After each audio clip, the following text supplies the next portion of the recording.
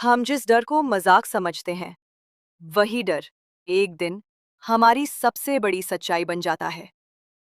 आज की कहानी है सूर्यनगर गांव की और उस काली हवेली की, जहां सूरज ढलते ही कोई नहीं जाता। एक सुंदर सा गांव था, हरे भरे खेत, पेड़, नदी और खुशहाल लोग। गांव के बाहर एक पुरानी हवेली थी, काली हवेली। चार दोस्त, आरव, बहादुर लेकिन जिज्ञासु, विवान, मजाकिया, कबीर, डरपोक, नील, समझदार। सुना है हवेली में भूत रहता है। हाँ, और वो रात में नाम लेकर बुलाता है। डरपोक हो तुम लोग। चलो आज रात सच पता करते हैं। हमें बिना सोचे समझे नहीं जाना चाहिए। लेकिन आखिरकार चारों जाने का फैसला कर लेते हैं। रात के 10 बजे आसमान में बादल, हल्की हवा, कुत्तों का भौंकना। चारों टॉर्च लेकर हवेली की तरफ बढ़ते हैं। जैसे ही गेट के पास पहुंचते हैं, गेट अपने आप चू की आवाज से खुल जाता है। ये अपने आप कैसे खुल गया?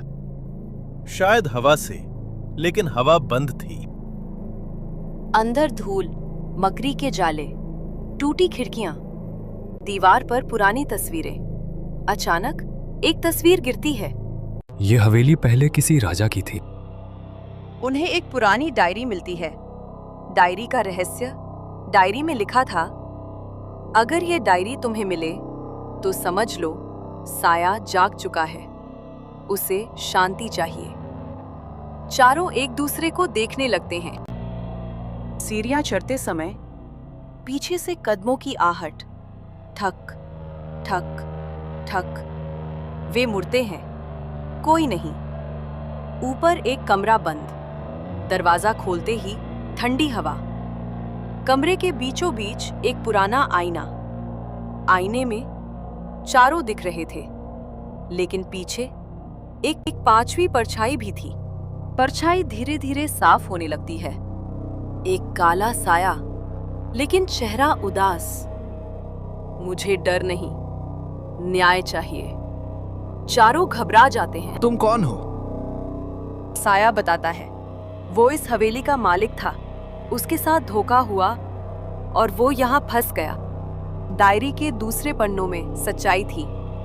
हवेली के नौकर ने लालच में धोखा दिया, मालिक को कमरे में बंद कर दिया। वो कभी बाहर नहीं आ सका। इसलिए उसकी आत्मा शांति नहीं पा सकी।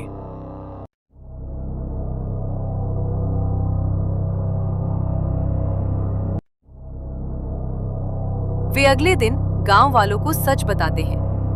गांव वाले हवेली में पूजा करवाते हैं। अंतिम दृश्य, रात में हवेली शांत, आईने में वही साया, लेकिन इस बार मुस्कुराता हुआ, धीरे धीरे गायब हो जाता है। हर डर के पीछे एक कहानी होती है, और हर कहानी के पीछे एक सच्चाई। अगर दिल साफ हो तो सबसे बड़ा साया भी दोस्त बन सकता है। हिमालय की ऊंची ऊंची पहाड़ियों के बीच एक छोटा सा गांव था, देवपुर। चारों ओर हरियाली, बीच में बहती निर्मल नदी और दूर दिखाई देती एक रहस्यमयी पहाड़ी। उस पहाड़ी में एक प्राचीन गुफा थी, जिसे लोग तंत्र गुफा कहते थे। गांव के बुजुर्ग बताते थे कि सदियों पहले वहां एक शक्तिशाली तांत्रिक ने कठोर साधना की थी। उसने अपार शक्तियां तो प्राप्त कर ली, परंतु उसके भीतर अहंकार और लालच भर गया। उसी अहंकार के कारण उसकी साधना श्राप बन गई और उसकी नकारात्मक शक्ति उस गुफा में कैद होकर रह गई। गांव वाले उस गुफा के पास जाने से डरते थे। उनका मानना था कि जो भी वहां जाता है, उसके मन में अजीब भय और लालच जाग उठता है। कई लोगों ने दावा किया था कि उन्होंने वहां से चीखने की आवाजें सुनी हैं। उसी गांव में एक साधारण बालक रहता था, आरव। वह धनवान नहीं था, लेकिन उसका हृदय निर्मल था। उसकी माँ उसे हमेशा सिखाती थी कि सच्ची शक्ति बाहरी नहीं, भीतर होती है। आरव रोज सुबह नदी किनारे बैठकर ध्यान करता। उसे ध्यान से शांति मिलती थी और धीरे धीरे उसका मन स्थिर और शांत होता जा रहा था। एक रात आरव को एक अद्भुत स्वप्न आया। उसने देखा कि एक दिव्य प्रकाश से घिरी एक स्वर्गीय अप्सरा जंजीरों में बंधी हुई है। उसकी आंखों में करुणा थी। वो बोली, हे बालक, मैं स्वर्गलोक की अप्सरा हूँ। एक दुष्ट तांत्रिक ने अपने अहंकार में मुझे इस गुफा में बांध दिया। जब तक कोई निस्वार्थ और पवित्र हृदय वाला व्यक्ति भय, लालच और अहंकार पर विजय नहीं पाएगा, तब तक मैं मुक्त नहीं हो सकती। सुबह होते ही आरव ने निर्णय ले लिया। वो अकेला उस तंत्र गुफा की ओर चल पड़ा। जैसे ही वो भीतर पहुंचा, अंधकार में उसे घेर लिया। अचानक भयानक दृश्य सामने आने लगे। डरावनी आवाजें, विशाल परछाइयां और अजीब आकृतियां। उसका हृदय तेजी से धड़कने लगा, पर उसने आंखें बंद कर लीं और ओम का जाप करने लगा। कुछ ही क्षणों में सारे दृश्य धुएं की तरह गायब हो गए। उसे समझ आ गया कि भय बाहर नहीं, मन के भीतर होता है। फिर अचानक उसके सामने सोने और रत्नों से भरा एक महल प्रकट हुआ। एक मधुर आवाज आई, आरव, ये सब तुम्हारा हो सकता है। बस यहां से लौट जाओ और अप्सरा को भूल जाओ। आरव गरीब था। उसकी मां बीमार रहती थी। एक पल को उसके मन में विचार आया कि अगर ये धन मिल जाए तो सारी परेशानी दूर हो जाए। लेकिन अगले ही क्षण उसने गहरी सांस ली और कहा, मैं अपने स्वार्थ के लिए किसी को कैद में नहीं छोड़ सकता। जैसे ही उसने ये कहा, महल और खजाना हवा में विलीन हो गया। अब गुफा के भीतर एक तेज प्रकाश फैला और एक धुंधली आकृति प्रकट हुई। वह उसी तांत्रिक की आत्मा थी। उसने गंभीर स्वर में कहा, बालक, तुमने भय और लालच को जीत लिया, पर क्या तुम शक्ति के मोह को भी त्याग सकते हो? मैं तुम्हें अपनी सारी सिद्धियां दे सकता हूं। तुम महान और प्रसिद्ध हो जाओगे। आरव शांत खड़ा रहा। उसने विनम्रता से उत्तर दिया, सच्ची सिद्धि सेवा में है, प्रभुत्व में नहीं। यदि शक्ति से अहंकार जन्म ले तो वह विनाश का कारण बनती है। जैसे ही उसने ये कहा, तांत्रिक की आत्मा प्रकाश में बदल गई और गुफा में गूंजती भारी ऊर्जा शांत हो गई।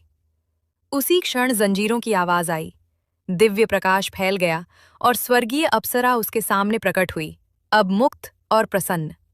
उसने मुस्कुराते हुए कहा, हे बालक, तुमने सिद्धि प्राप्त कर ली है, क्योंकि तुमने अपने मन पर विजय पाई है।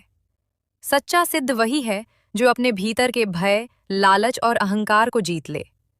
अप्सरा ने उसे आशीर्वाद दिया कि जहां भी वह जाएगा, वहां शांति और समृद्धि आएगी। गुफा का अंधकार समाप्त हो गया। जब आरव गांव लौटा तो लोगों ने देखा कि वातावरण बदल चुका है। खेतों में हरियाली लौट आई थी। बीमार लोग स्वस्थ होने लगे थे और गांव में एक नई ऊर्जा महसूस हो रही थी। लेकिन आरव ने कभी स्वयं को महान नहीं माना। वो पहले की तरह ही विनम्र रहा, अपनी मां की सेवा करता रहा और लोगों की मदद करता रहा। धीरे धीरे लोग उसे सिद्ध बालक कहने लगे, पर वो बस मुस्कुरा देता। आज भी देवपुर गांव में ये कथा सुनाई जाती है कि सच्ची सिद्धि किसी तांत्रिक शक्ति से नहीं, बल्कि पवित्र मन, निस्वार्थ भाव और सेवा से मिलती है। जो अपने मन को जीत ले, वही सच्चा विजेता और सच्चा सिद्ध होता।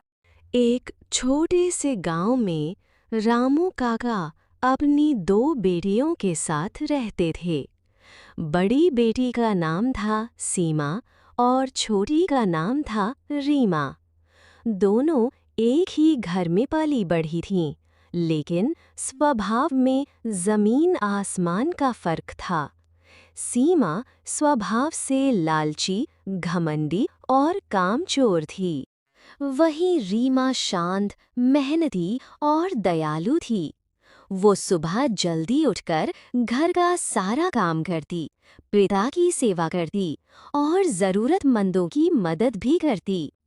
एक दिन गांव में खबर फैली कि पास के राज्य का राजकुमार अपने लिए योग्य और संस्कारी लड़की की तलाश में है। जो भी लड़की राजमहल में जाकर अपनी कला और व्यवहार दिखाएगी, वही राजकुमार की दुल्हन बनेगी। यह सुनकर सीमा के मन में लालच जाग उठा। उसने सोचा, अगर मैं रानी बन गई तो मुझे कभी काम नहीं करना पड़ेगा। उसने रीमा से कहा, तू घर का सारा काम कर, मैं महल जाऊंगी। वैसे भी तू साधारण सी लड़की है, तुझे कौन पसंद करेगा? रीमा ने कुछ नहीं कहा। उसने चुपचाप काम किया और मन ही मन भगवान से प्रार्थना की कि जो भी हो अच्छा हो। अगले दिन सीमा सज धज कर महल की ओर निकल पड़ी। रास्ते में उसे एक बूढ़ी औरत मिली। बूढ़ी औरत ने कहा, बेटी, मुझे बहुत प्यास लगी है, क्या थोड़ा पानी पिला दोगी? सीमा ने घृणा से कहा, मेरे पास समय नहीं है, दूर हटो, और वो आगे बढ़ गई। थोड़ी दूर चलने पर उसे एक घायल पंछी दिखा जो तड़प रहा था। सीमा ने उसे देखा भी नहीं और पैर पटकती हुई आगे निकल गई। महल पहुंचकर सीमा ने अपने रूप और कपड़ों का खूब प्रदर्शन किया, लेकिन जब राजकुमार ने उससे बात की तो उसके शब्दों में घमंड साफ झलक रहा था। उसने सेवकों से रूखा व्यवहार किया। राजकुमार ने सब देख लिया और मन ही मन समझ गया कि ये लड़की रानी बनने योग्य नहीं है। उधर रीमा ने सोचा कि क्यों न वो भी अपनी किस्मत आजमा ले। उसने साधारण कपड़े पहने और महल की ओर चल पड़ी। रास्ते में वही बूढ़ी औरत मिली। उसने फिर कहा, बेटी, बहुत प्यास लगी है। रीमा ने तुरंत अपना घड़ा आगे बढ़ाया और बोली, मां जी, जितना चाहे पानी पी लीजिए। बूढ़ी औरत ने आशीर्वाद दिया, बेटी, तुम्हारा दिल बहुत साफ है। आगे बढ़ते हुए रीमा ने घायल पंछी देखा। उसने उसे प्यार से उठाया, पानी पिलाया और पास के पेड़ की छांव में सुरक्षित रख दिया। जब वो महल पहुंची तो साधारण कपड़ों में थी, लेकिन उसके चेहरे पर सच्चाई और विनम्रता की चमक थी। राजकुमार ने उससे बात की।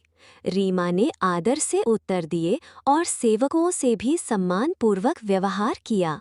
तभी महल में वही बूढ़ी औरत प्रकट हुई, लेकिन अब वो साधारण नहीं थी। वो एक परी थी जिसने दोनों बहनों की परीक्षा ली थी। उसने सबके सामने कहा, राजकुमार, बड़ी बहन ने न तो दया दिखाई और न ही सम्मान, लेकिन छोटी बहन का दिल सोने जैसा है।